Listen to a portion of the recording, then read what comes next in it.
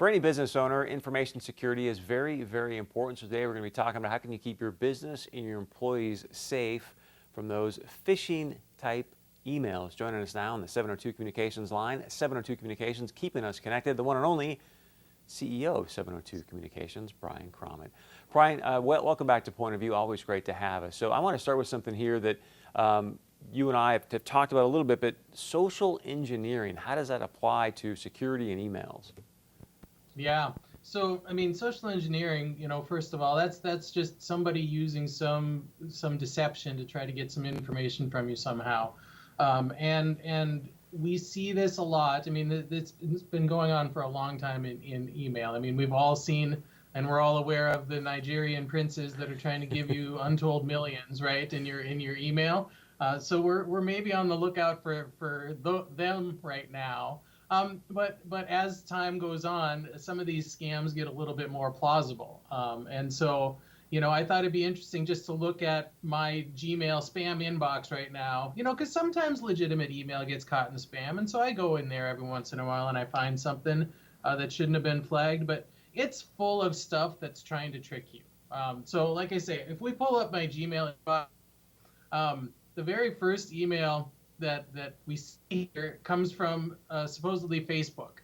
And so I have a Facebook account. A lot of people have a Facebook account, and it's telling me that somebody tried to log into my account.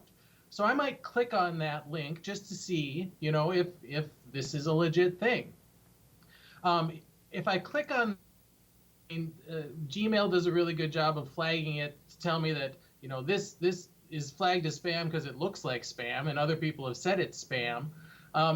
But then if you take another look at it, there are some pretty clear flags that apply to this email that can apply to any suspicious email that you might get.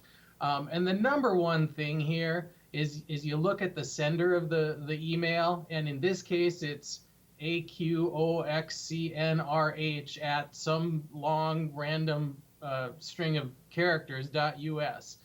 That's not going to be an email from Facebook. Facebook isn't going to send it from some random anonymized string of characters. And then if you go back to the email inbox, you can see that it's not Facebook. And so scammers do this all the time. They will leave out a character in their identity, or they'll change something, just a small thing. To make you maybe miss it at first glance. But anytime you get something suspicious like that, it's worth your time to take those extra little steps of caution. Is this really from somebody that looks legitimate? Look at that sender. Look at the description of the sender, and then make another decision whether or not to proceed opening that email. With that being said, if I identify that, hey, look, this seems suspicious, what do I do to ensure my security and hopefully not get those in the future? Yeah, so Gmail, again, does a really good job. You can report something as a phishing attempt right from there. But things are always going to get through. And so no matter what we do now to say that, this one I found I caught and send it to the provider as spam so I never get it again, you're going to get another one from somebody else next time. You can see the inbox I've got is full of them. So like I say, it really is important that we as email users, and especially in a business setting, train our staff to be vigilant about suspicious emails, to really check to see if the sender is verified, and just if there's anything off at all in the body of an email, if it seems suspicious at all, ask a question, especially before you open an attachment. Send it on to your system admin, or ask a trusted tech advisor if this is something that you should be clicking a link or opening a document or not. Because dangerous payloads can be sent via email pretty easily. And it is on everybody at a business to make sure that they're being careful. Brian, we got to leave it there, but obviously then if they can get my information, then who knows what they can do from there between myself and the business. And so if people have got more questions for you about this, how can they reach out to you?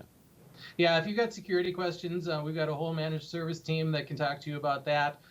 Just give us a call at 702 Communications, 284-5702, or go to our website for more information. Reach out, and we'll be happy to talk to you about your concerns. And what's that website again? Because I like it. What do you say? 702com.com. Brian Karamet, CEO of 702 Communications, joining us on the 702 Communications line because 702 Communications is keeping us connected. Brian, great to see you, and thanks so much for the insight.